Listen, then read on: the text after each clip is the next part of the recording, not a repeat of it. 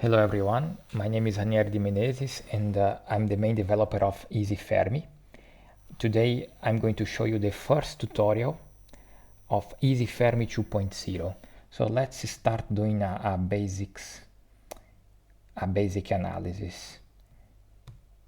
Open the terminal in a directory that you want to work, and if you install easyfermi following the GitHub tutorial, you just need to type easyfermi. And here we are. Okay, let's do this tutorial for Markarian 421. Let's try an energy range from 100 MeV up to 200 gigaelectronvolts. This time interval is fine for me because this is just a tutorial. So let's download the photon data. Here easyfermi is telling us what is going to download.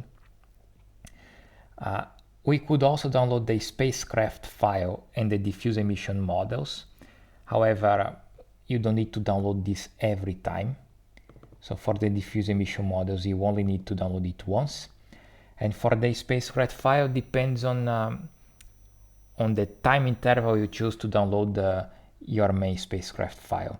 So in my case, I downloaded a spacecraft file for more than 14 years of Fermi-Lat observations, and this time range is within the range for which I downloaded the spacecraft data file. Okay, so that's pretty much what we have to do.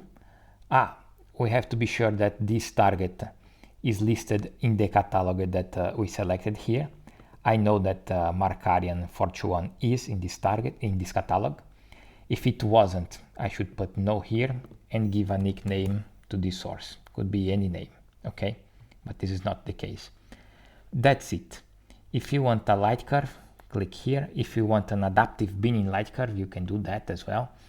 I'm not asking for a light curve, but let's do an SED. We can use local index. This means that for each energy bin, easyfermi will use a power law index approximation that makes the SED a bit more precise. We can correct it for EBL, so let me put the redshift of Markarian 421 here. Here we can choose a Markov chain Monte Carlo model. I'm choosing a power law with exponential cutoff. And we can also add very high energy data. Especially for this tutorial, I prepared some fake very high energy data for Markarian, and that's it. So if I press go now, easyfermi will select the model for Markarian listed in this catalog here. I know that the model is a power law super exponential cutoff, and I don't want that because I'm using only 2 months of data. So I'm going with a power law. Let's do power law 2. Okay, let's go. Okay, that's pretty much everything you need to know to use the basics of easyfermi 2.0. I'll come back in some minutes to show you the results. Okay, so the analysis is done. Here in the log we have a lot of useful information. For instance, the highest energy photon in the region of interest has had 180 gigaelectronvolts. This is the spectral model we are using. The data, the results were saved in this file here, target results, and also in other data files that are indicated here in the log. The minimum separation between your target and the sun in this time window was 29 degrees.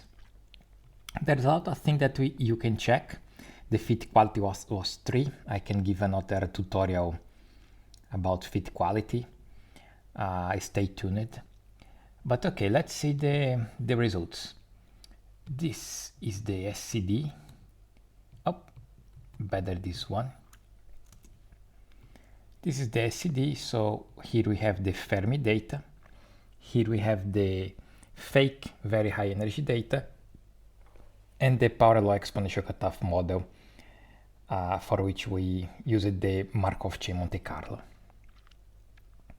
Okay, this is the plot that shows us the angular separation between the target and the sun in the time window that we are analyzing. So the angular separation is always above 15 degrees, which is enough for guaranteeing the safety of your data, in most of the cases at least. And that's it. We have here the Markov chain Monte Carlo parameters. We can see here some sort of correlation between the energy cut and alpha, which is not very good, but this is fine because we are not even using real very high energy data. And okay, for this tutorial it's fair enough. And that's it. The results for the target are saved in this file for a quick look, and also in this file here for a deeper look. The SCD file, SCD data is here. So here you have the SCD data points, the observed ones, the corrected, those corrected for EBL here in the end. You have everything here. You have the model flux, the parameters of the Fermi pi fit, the Markov chain Monte Carlo parameters with the asymmetric errors, the posterior distributions for the Markov chain Monte Carlo, and the very high energy data corrected for EBL. So you have everything here in case you want to do your own plots. And that's it.